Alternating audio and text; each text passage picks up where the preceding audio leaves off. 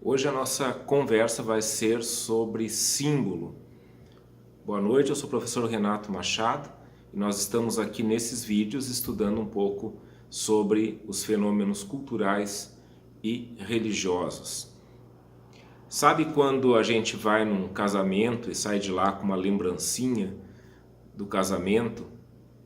Sei lá, um brinde, alguma coisa que o casal de noivos oferece. Sabe quando a gente vai no aniversário de uma criança e a gente sai de lá com uma lembrancinha também desse aniversário? Então, essas coisas todas, essas lembrancinhas, são símbolos.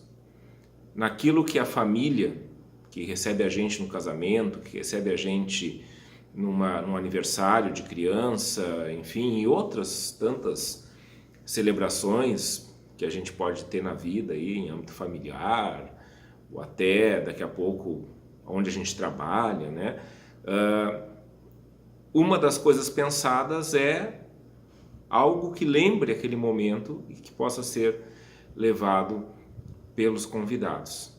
Então, isso é um símbolo daquela festa e, por consequência, é um símbolo daquilo que está sendo celebrado naquela festa.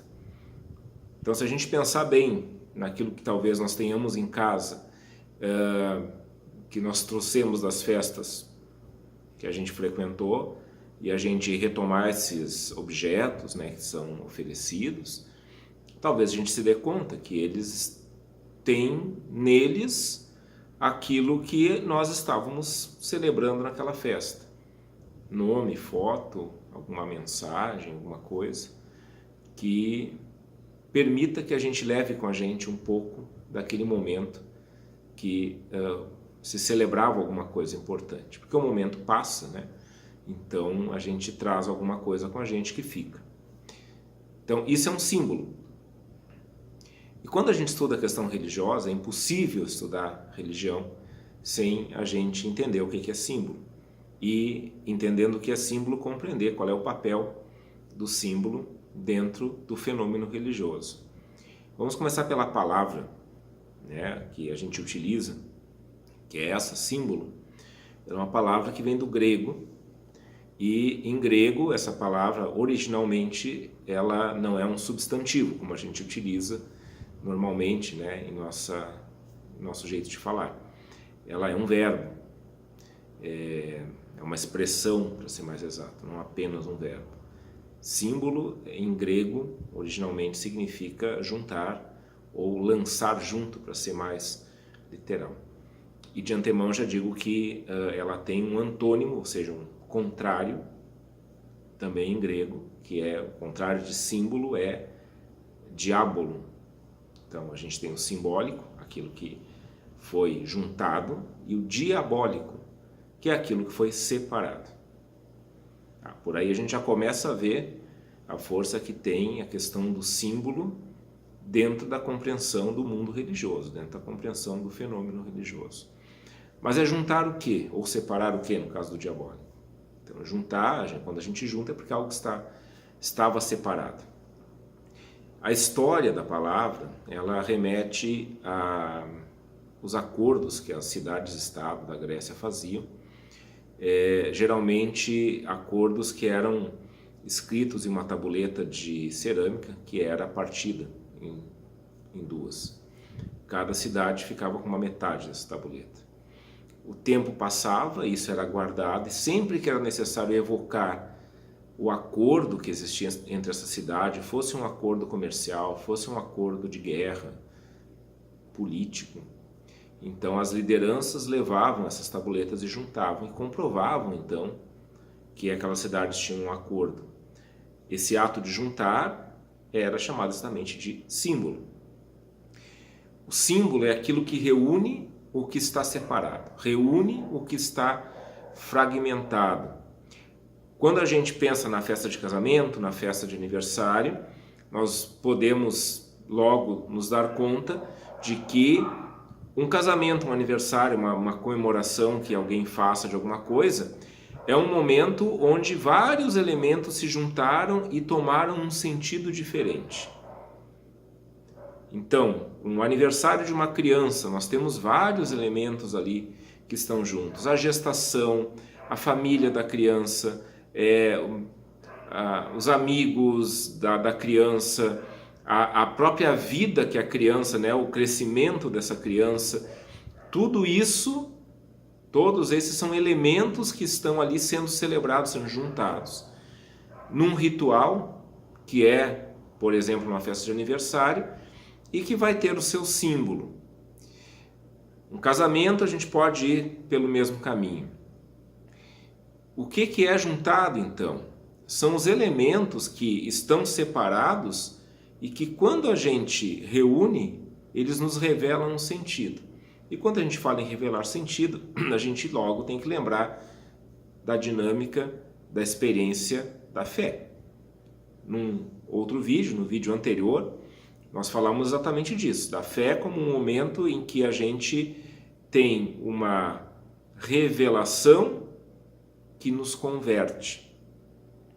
Esta revelação que nos converte, ela é tão significativa, ela é tão transformadora, que, primeiro, essa revelação parece juntar tudo aquilo que tem na vida da gente e dizer, olha, tudo isso significa isso aqui. Segundo, essa revelação é intraduzível.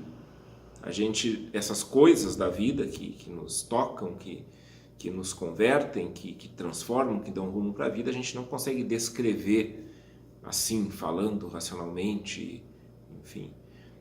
Então a gente tira dessa experiência uma lembrancinha, um símbolo.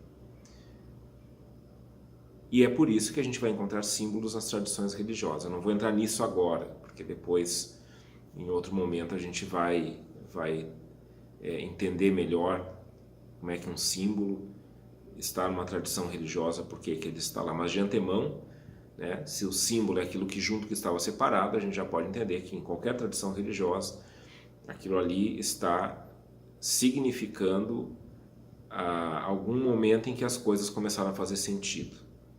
Em algum momento transformador. Então, um símbolo, ele junta o que está separado. Eu vou voltar à festa de aniversário, mas um pouco antes. Vamos pensar no nascimento de uma criança.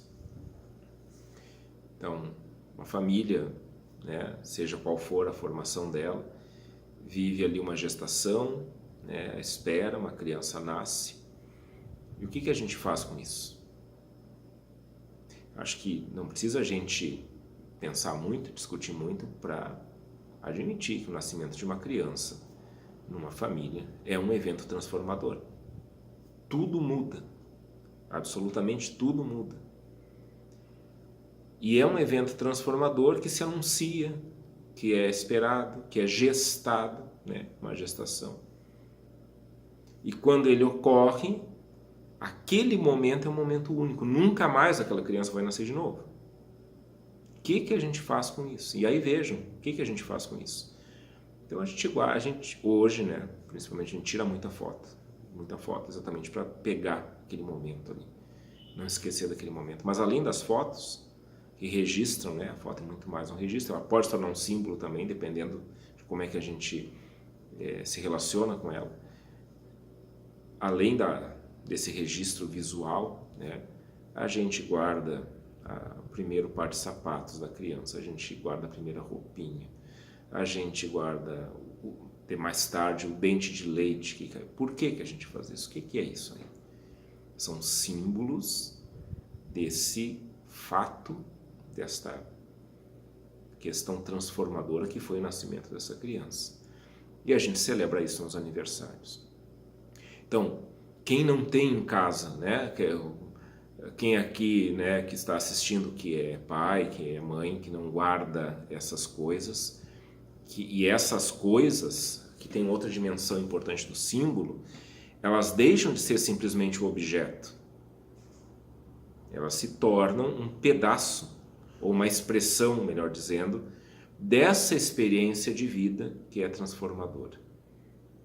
Então, o símbolo reúne, porque se a gente pensar nessa questão da criança, do nascimento, quantos elementos estão aí que são reunidos nesses símbolos da vida da criança. Vamos para um outro exemplo, um pouco diferente disso, a bandeira de um país. A bandeira de um país reúne vários elementos que simbolizam aquele país, que são um pedaço da vida daquilo que é reconhecido como um país, porque países eles existem a partir de um reconhecimento político, social, enfim. Vamos pegar a bandeira do Brasil, né? Verde, amarelo, azul, branco, né? Quando a gente é criança, a gente aprende que é o verde das matas, o amarelo é o ouro, o azul é o céu e o branco é a paz, né? Não é só isso. Aliás, não é isso que a bandeira significa. E aqui, entrando nessa questão, a gente já vai entender, mais uma vez, a profundidade que tem um símbolo. E que nem sempre aquilo que está aparente num símbolo significa aquilo que a gente está vendo. O verde e o amarelo na bandeira do Brasil, eles são símbolos da loja maçônica que venceu a disputa pela independência do país. É por isso que é verde e amarelo. Não me lembro agora se... Bom, era a loja maçônica do Dom Pedro I. Então, esse é o símbolo, né? O verde e o amarelo. O azul não é simplesmente azul, ele é um globo com estrelas. Cada estrela do globo significa um estado da federação. E sempre que um estado novo, como Tocantins foi, eu acho que 25 anos atrás, agora não me lembro, um estado novo é estabelecido, estado novo, não estou falando do estado novo aquele, estou falando de um novo estado, me expressei mal. Sempre que um novo estado é estabelecido, mais uma estrela tem que ir fazer parte daquele globo. Agora, não é simplesmente um globo com estrelas. Aquelas estrelas são o céu, a representação do céu da noite de 14 para 15 de novembro de 1889. É isso que significa aquele globo estrelado no centro da bandeira do Brasil, porque aquela bandeira ela já foi pensada na República. A bandeira anterior era do Império. E por que a gente não usa mais a bandeira do Império? Porque nós não somos mais o Império. Então aqui tem outra coisa do símbolo.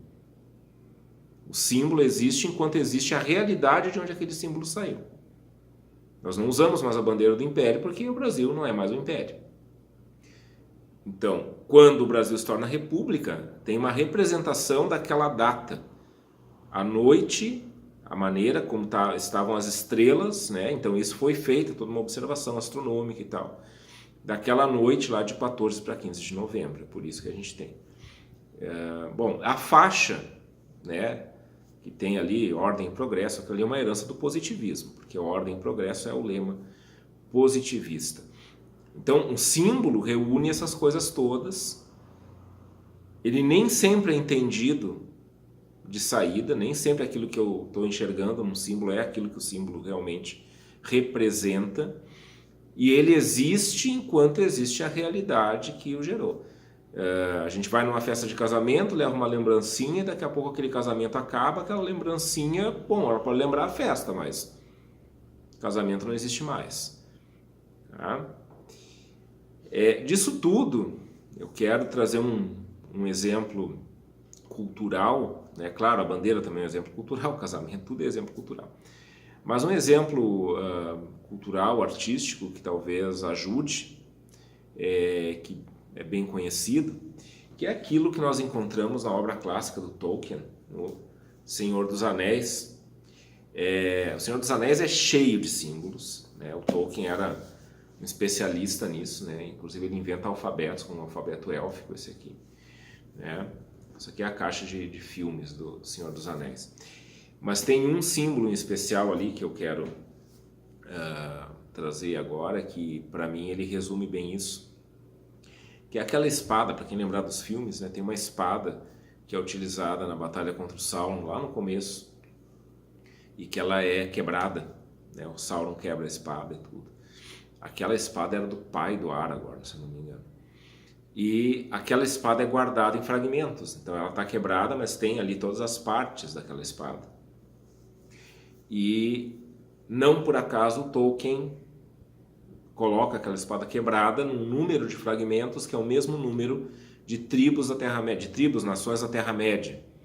Ou seja, eram grupos que naquele momento haviam se separado. Então ali a espada quebrada já significa isso. Quando a ameaça do Sauron volta em busca do Um Anel, lá no primeiro filme, no primeiro livro da Sociedade do Anel, eles vão até o santuário onde está a espada, o Aragorn para um tempo ali na frente da espada e tal, né? E aí já é revelado que aquela ali é a espada que pertence a ele, porque era do pai dele, né? E lá no último livro, no último filme, que é o Retorno do Rei, então, quando a batalha, né, contra o Sauron se acirra, né?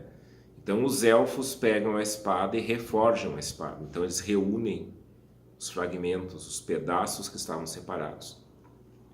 Entregam a espada para o Aragorn e a partir daquele momento, então, todos os povos se unem. Eles já estavam em batalha unidos, mas aquela união se torna então sacramentada sob aquela espada que está novamente reunida, que novamente é uma. Vejam, ela estava separada, ela não era mais uma, ela era uma espada partida, agora ela é uma espada novamente. E o Aragorn lidera esses povos, inclusive liderando os mortos, né? Porque ele passa pela terra dos mortos e traz os mortos, os reis mortos para a batalha junto contra o Sauron. Então Tolkien ali, ele era um estudioso disso, né? Então ele ensina o que é símbolo com essa espada e com outras coisas que estão lá na obra clássica dele. Obra essa que é um símbolo da Segunda Guerra Mundial, né? A gente tem que saber disso também, né? Tudo ali remete simbolicamente à Segunda Guerra Mundial. De novo, né? Como é que o Tolkien faz isso? Ele pega essas questões todas que estavam acontecendo na época, ele reúne dentro de uma narrativa, dentro de uma ficção, e ali quando a gente lê, a gente tem aquilo tudo sob nossos olhos e a gente começa a fazer a leitura da realidade a partir do símbolo. E começa a entender, porque, e aqui é a última coisa que eu quero falar sobre o símbolo agora, além de reunir o que estava separado, né, de representar uma realidade, de existir só enquanto essa realidade existe, o símbolo também abre nossa percepção para dimensões mais profundas da realidade do que aquelas que a gente percebe no dia a dia. Então, vamos ficar com isso. Símbolo é aquilo que reúne o que está separado de forma visível, palpável, é outra coisa importante. O símbolo é palpável, visível. Ele representa uma realidade, por isso ele só existe enquanto essa realidade existe. E ele faz o reverso com a gente. Representando a realidade, ele abre nossos olhos para dimensões mais profundas dessa mesma realidade, fazendo com que a gente compreenda melhor essa realidade. Isso é símbolo. Ficamos por aqui hoje, boa noite, obrigado por terem acompanhado mais esse vídeo. Valeu!